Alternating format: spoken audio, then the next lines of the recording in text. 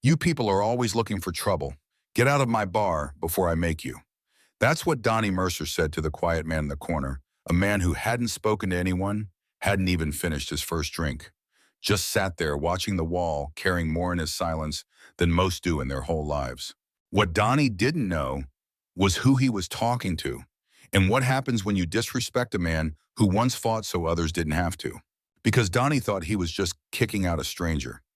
He had no idea what was coming. Welcome to Grateful Stories, where tales of compassion and kindness are told. Let's uncover what really happened. I've lived in Bayfield all my life, a small coastal town where the salt hangs in the air like memory, and everybody knows what time the mail truck passes. After I retired from the core logistics, nothing glamorous, I moved into a weathered house near the docks, just a short walk from the harbor, and the only tavern that still serves draft beer in a cold glass. The Sandline Tavern. You know the kind.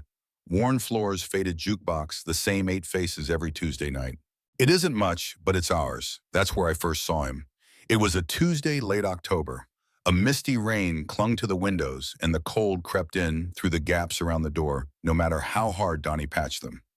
I was nursing my usual domestic nothing fancy when the front door creaked open and a man stepped inside. He wasn't a regular. That was obvious. Bayfield doesn't get many strangers on weeknights, not unless they're lost or looking to disappear.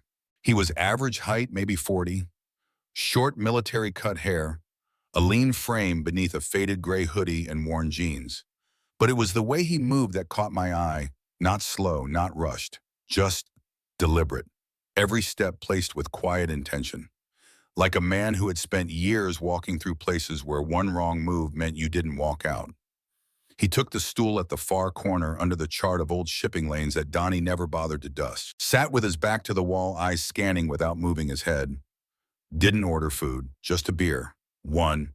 Didn't talk to anyone.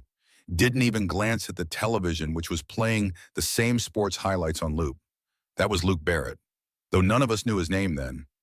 Word was he'd done 15 years with the Navy SEALs. 3 tours in Afghanistan, maybe more. Got discharged not long ago honorably, but not by choice. Some injury they didn't patch up right. Now he was living above the bait shop 2 blocks down in a room with a broken heater and a view of the alley. He didn't complain. He never asked for a discount. He just showed up like someone trying to remember how to live again. I kept an eye on him that night, not out of suspicion, out of respect. I've seen that look before, on the faces of men who came home and weren't quite sure what home meant anymore. But not everyone sees it that way. Donnie Mercer, the tavern owner, didn't like Luke from the second he walked in. Now, Donnie's not a terrible guy, but he's old school stubborn, and he's got a long memory for the wrong things. Years ago, some sailors got rowdy in his place, broke a chair, knocked over a display case. Ever since, Donnie's had a chip on his shoulder about military types. He watched Luke for 20 minutes, didn't say a word, just wiped the same glass over and over, eyes locked on that quiet man in the corner. And then he snapped. I heard the chair legs scrape as Donnie marched over, arms folded, jaw tight. You casing the joint, he asked, loud enough for everyone to hear. Luke looked up, calm, steady, just having a beer, he said quietly. Donnie scoffed. Yeah. Well, you've been sitting there 20 minutes staring at that chart like you're planning a heist. There was a pause. I was thinking, Luke replied. Donnie leaned in. Well, I don't like that kind of thinking in my place. Makes the other customers nervous. I looked around. No one else was even watching. Nobody cared. But Donnie wasn't looking for backup. He just wanted to swing his weight. Luke stayed still. What kind of thinking is that? The quiet kind, Donnie snapped. The military kind. You guys walk in like you own the place. Always looking for a fight. Luke blinked slowly. That same calm, that same restraint I'd seen on men holding back a storm. I haven't said a word to anyone but the bartender, he said. Haven't even finished my beer. Donnie didn't care. He straightened up and pointed toward the door. I don't want trouble, he said, so I suggest you take your business elsewhere. Luke took a long breath. Then slowly he set his glass down on the counter. Still half full, I believe he said, his voice low but firm, that I have the right to finish my drink. Donnie slammed his palm on the bar. You believe wrong, buddy. He jerked his chin toward the end of the counter. That's when I saw Cal Donnie's so-called bouncer standing with arms crossed. Big guy. All bulk, no awareness. Luke looked at Cal, then back at Donnie. He didn't move. But I saw something shift in his eyes, not fear, not even anger. Resignation. The kind that says I've survived worse than this, but it still stings. He stood up, pushed the stool back in, left his beer untouched. Keep the change, he said softly. There was no change. He walked to the door slow and unhurried. No slamming, no shouting, just the quiet dignity of a man who had already bled for a country that forgot how to see him. Donnie called after him. And don't come back. We don't need your kind here. Luke didn't look back, and that right there should have been the end of it. But it wasn't, because Luke Barrett didn't call the cops. He didn't post on social media. He didn't go looking for justice. He just stepped into the cold night, pulled out a battered old phone, opened a secure messaging app, and typed a short note. The Sandline Tavern, Bayfield, owner Donnie Mercer. Unprovoked ejection. Hostile to veterans. Just FYI. Luke. He hit send, then walked home in the rain like a man used to being left behind. What he didn't know, what none of us knew, was that the message didn't land in silence. It landed in a place where loyalty still mattered. It landed in the hands of men who once followed his lead through fire. And somewhere hundreds of miles away, one of them looked down at that message and said 4 words Luke never expected to hear again. We've got his 6. I don't think Luke expected anything to come of that message. He didn't send it out of spite. He sent it because when you've served as long as he has, sometimes you just need someone to know. Not to fix it, just to witness it. But the thing about Navy SEALs is no one gets left behind. Not on the battlefield, not at home, and certainly not in a rundown bar on a rainy Tuesday night. Word spreads faster than most people think, especially in the quiet channels that don't need phone towers or front-page news. By the next afternoon, the town of Bayfield was still itself. Slow, unbothered, fishermen hauling nets, kids riding bikes past the post office. And Donnie Mercer, well, Donnie was behind the counter at the Sandline Tavern, just like always, counting till money, setting up the happy hour draft taps, whistling an old tune that never quite matched the beat. At 3:07 p.m., 3 black SUVs rolled up silently along Harbor Street. No engine revving, no music, just 3 vehicles, matte black, unmarked, polished like mirrors. They parked in perfect formation, diagonal, tight. I was across the street refilling the ice bin outside the bait shop. I saw them before Donnie did, and when the doors opened, I stopped breathing. 12 men stepped out. They didn't wear uniforms, just jeans, neutral-colored jackets, boots that had walked through more dust and fire than this town would ever know. But it was the way they moved that told the story. Effortless precision, no chatter, no hesitation. Every one of them scanned the environment, subtle, practiced. They weren't showboating. They were operating on instinct. And in the center of them stood Chief Graham Reaper Dalton. If Luke Barrett was the quiet echo of war, Graham Dalton was the steady thunder behind it. He was older now, gray at the temples, lines cut deep into his jaw, but nothing about him looked fragile. He had the kind of posture that made people sit straighter without realizing it. They didn't walk. They approached, silently, as if the entire block had suddenly become a staging zone. When they reached the door of the Sandline Tavern, the 12 of them stopped. No one said a word. Donnie, oblivious, was still behind the bar, but when the door creaked it open, he looked up and froze. For a second, he didn't move. I could see it from the window. His hands stilled on the glass he'd been drying for the 3rd time. His shoulders stiffened. He knew. Maybe not the details, maybe not the names. But he knew exactly who these men were. Reaper stepped forward alone, the others fanning out behind him, shoulder to shoulder. Not aggressive, not armed. Just there, blocking the entrance, dominating the space like a cold front. Donnie blinked and cleared his throat. Tried to sound casual. Afternoon, fellas. Something I can help you with. Reaper didn't flinch, didn't smile. We're here about yesterday, he said, voice calm even. Donnie furrowed his brow. Yesterday, one of our brothers came in, sat down, ordered a drink. Reaper took one step closer. His voice never rose, but somehow it filled every corner of the room. He was quiet, respectful, caused no trouble. And you threw him out. Donnie shifted. Hey, now maybe there was just a misunderstanding. Bad vibe, I didn't know who he was. You didn't care who he was. Reaper corrected. You judged him based on what he looked like, what he represented. That's not a misunderstanding. That's disrespect. Silence fell heavy across the room. I wasn't the only one watching now. A few locals outside had started drifting toward the sidewalk, pretending to check their phones, but really drawn by instinct. The kind that whispers, something's happening. Reaper continued steady as steel. We don't start fights, not anymore. But we don't forget, and we don't tolerate dishonor. Donnie chuckled nervously. Look, fellas, I support the troops all right. Got a flag out front. Reaper glanced toward the window where a small, sun-bleached flag sticker clung to the glass, beside a no outside drink sign. That's not support, he said coldly. That's decoration. Donnie looked smaller now. His chest had deflated. His voice dropped. What do you want, he muttered. Reaper paused. The weight of the moment settled hard. We want three things, he held up one finger. First, you are going to call Luke Barrett right now. You're going to apologize. Clearly, sincerely. While we listen, a second finger. Second, you're going to make a public donation to the Navy SEAL Foundation. A real one, in Luke's name. Donnie opened his mouth to protest, but Reaper raised his third finger. Third, you're going to make it known by action, not signage, that this establishment respects veterans. That men who served aren't just tolerated here, they're welcome. Donnie swallowed. That's a lot. Reaper stepped closer. No, he said, that's bare minimum. In the silence that followed, you could hear a pin drop, or maybe a bar owner's pride cracking in half. Donnie hesitated. His hands trembled slightly. He glanced behind the bar. Cal, the bouncer, had disappeared into the back room and wasn't coming out. Finally, Donnie reached for the phone on the counter. He dialed. The ring echoed unnaturally loud in the room. I don't know what Luke was doing when he answered, probably walking the coastline like he always did, but I imagine his brows lifted slightly when he heard the voice on the other end. This is Donnie Mercer, the bar owner said, voice low. I owe you an apology, Mr. Barrett. He glanced up.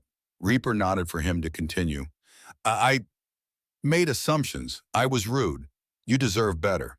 You're welcome here anytime. As an honored guest. And I'm sorry. He hung up, hands shaking.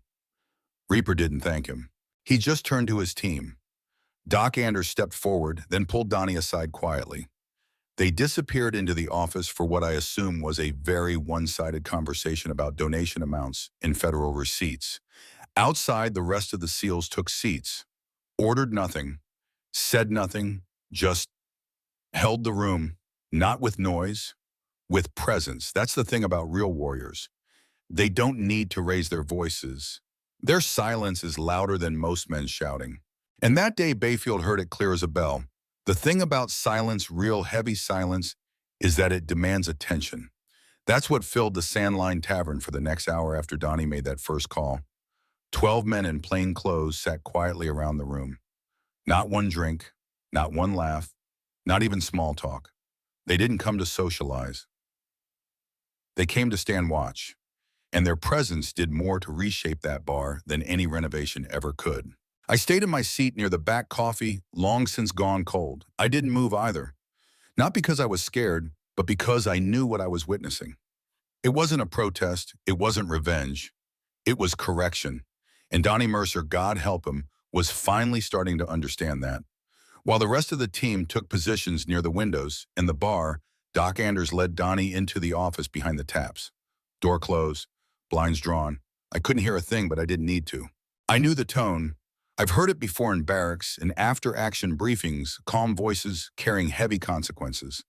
Donnie might have owned the deed to the Sandline tavern, but for that hour, he didn't own the room. Inside, the SEALs sat with the stillness of men trained to wait in the shadows for hours, days if needed. That kind of patience doesn't fade after discharge. It just waits for moments like this. One leaned back in a chair near the jukebox. Another stood against the far wall with arms folded, eyes scanning. Reaper himself took the booth nearest the door, posture relaxed, but you could feel the readiness behind it, like a drawn bow that hadn't been loosed. Yet, a young couple wandered in halfway through looking for happy hour. They took one step through the door, looked around, and turned right back out. Smart kids. Time crawled. I glanced at the clock above the bar, 4:12 p.m. Then the door to the office creaked open. Donnie stepped out. He looked different, paler, shoulders slumped, jaw clenched like he'd bitten through something sour. He didn't glance at anyone, not even Reaper. Just walked behind the bar, picked up the same phone he'd used before, and dialed again. He held it to his ear with hands that trembled just enough to show. It rang twice. Then a quiet voice answered. I couldn't hear it, but I knew who it was. Luke Barrett. Donnie cleared his throat. Twice. Then he said it. Luke, it's Donnie Mercer. I wanted to apologize. His voice cracked, but he pushed on. I misjudged you. I made assumptions I shouldn't have. You didn't deserve that. And you're welcome here anytime. As an honored guest, that's not just words, that's a promise. He listened for a second, then nodded slowly as if Luke could see him through the phone. Yeah, all right, thank you. He hung up. The phone made a soft click as it returned to the cradle. For a moment, Donnie just stood there, both hands on the bar, breathing, trying to steady himself in the weight of what had just happened. Across the room, Reaper stood. He didn't nod, didn't smile, just looked Donnie in the eye with a gaze that spoke louder than any speech you were seeing. You were measured. Now act better. One by one, the seals rose. No signal, no barked command, just movement fluid and quiet, like a tide pulling back from the shore. They walked toward the door in pairs, boots soft against the old floorboards. No fanfare, no threats, no farewell. They came in like a whisper. They left the same way. Reaper was the last to exit. He paused at the threshold, turned slightly back toward the bar, and said only this. Next time a veteran walks in, try seeing him. Then he was gone. The door shut gently behind them. The bell didn't even ring. Outside, the three SUVs started their engines in perfect sync. They pulled away from the curb like a convoy returning from a mission completed, not one drop of fuel wasted, not one gesture too big. And just like that, the Sandline tavern was quiet again, but not the same. Donnie stood behind the bar for a long while, motionless, staring at the counter like it might offer some kind of redemption if he looked hard enough. Eventually, he picked up a towel and began wiping the same spot he'd cleaned a dozen times before. Only this time, his hands didn't stop shaking. I finished my coffee, left a few bills folded under the mug. On my way out, I passed him. He didn't look up, but as I reached the door, I said, some debts don't get paid with words. You'll figure that out. He didn't answer. I didn't expect him to. Out on the sidewalk, the wind off the water had picked up, salt in the air again, the kind that gets in your bones and reminds you you're alive. I turned left, took the long way home. Just needed to walk. And as I passed the alley behind the bait shop, I saw Luke Barrett. He was leaning against the seawall phone in hand expression unreadable. He'd heard the apology. I knew it. I thought about calling out, about saying something, but I didn't, because Luke didn't need applause, didn't need attention. He got something better that day. He was seen, he was heard, and he was answered. And Donnie Mercer, well, he lost something that day. Lost. But maybe, just maybe, he started to gain something too. Because sometimes it takes 12 silent men in plain clothes to remind a grown man what respect actually looks like. And sometimes, all it takes to shake a town is one wrong turned right. A week passed. The rain lifted. Bayfield returned to its quiet rhythm boats in the harbor gulls, circling the docks, old men arguing about bait in the corner of the general store. Most folks moved on the way small towns do. They didn't talk about the 3 black SUVs that rolled through Main Street, didn't bring up the 12 strangers who sat silent in the Sandline tavern for an hour, without ordering a single thing. But they remembered, because something had changed. You could feel it in the way people straightened up when a veteran walked by, in the way conversations paused just for a breath when someone mentioned that night at the bar. Donnie Mercer didn't speak of it, but he'd been different ever since. And then on the following Tuesday, same hour, same week sunlight sliding through the clouds, Luke Barrett walked back into the Sandline tavern. I was there. Same corner seat, same lukewarm coffee. I'd come by mostly out of habit like always. But when that door opened and Luke stepped in, the room exhaled and held its breath at the same time. He wore the same plain jeans, the same old hoodie. No medals, no uniform, no fanfare. But something was different. He stood straighter, eyes clearer, like a man whose burden was still there, but shared now, not carried alone. Donnie saw him first. To his credit, he didn't flinch. He set down the rag he'd been using to clean the bar, stepped out from behind the counter, walked straight up to Luke, not fast, not slow, and he said 5 words. "Good to see you, sir." Then with steady hands, he poured a fresh draft. Cold, clean glass, no questions asked. He slid it across the bar and added on the house. Luke took the beer without a smile but with a nod, just enough to say, "I see you too."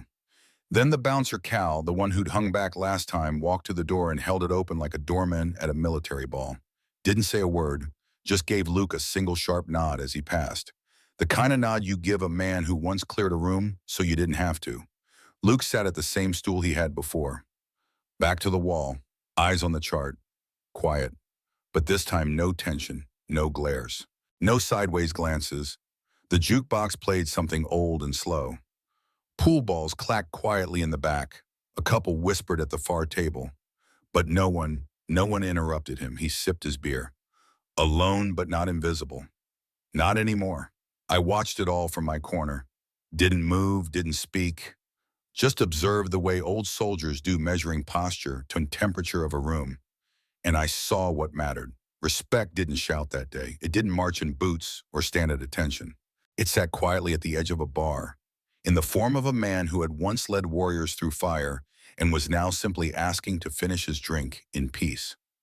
That night, when Luke finally stood up and left, no one stopped him. No one needed to. He walked out the same way he came in, unarmed, unshaken. But this time everyone knew what they were looking at. They saw more than scars and silence. They saw who he was. Not just what he had done, but what he still carried. And me, I sat there a long time after he left. Let my coffee go cold again. Watch the waves roll against the dock in slow rhythm, like breath. Because for the first time in a while, something inside me felt settled. You see, I've known what it's like to come home and feel forgotten, to carry a service record that no one asks about anymore, to walk into rooms where the only thing louder than the music is the feeling that you don't belong. But watching Luke Barrett that night, I remembered something I'd almost let go of. That when a Navy SEAL is disrespected, he doesn't stand alone. And when one of them is dismissed, the others show up, quietly, firmly, without explanation. To remind the world of something we forget too easily, loyalty doesn't end at discharge, and respect isn't something given. It's something you earn back when someone finally has the courage to demand it. And in Bayfield that night, it came back home. In our darkest moments, kindness still finds a way. Often in the quietest places. Not everyone who helps wants recognition. Some just need to know that today, someone isn't going hungry. And sometimes, that alone is enough to change a life. You may forget the story, but if no one retells it, history stays silent forever. Subscribe to Grateful Stories, where justice is honored, kindness is remembered, and no act of quiet heroism is ever lost.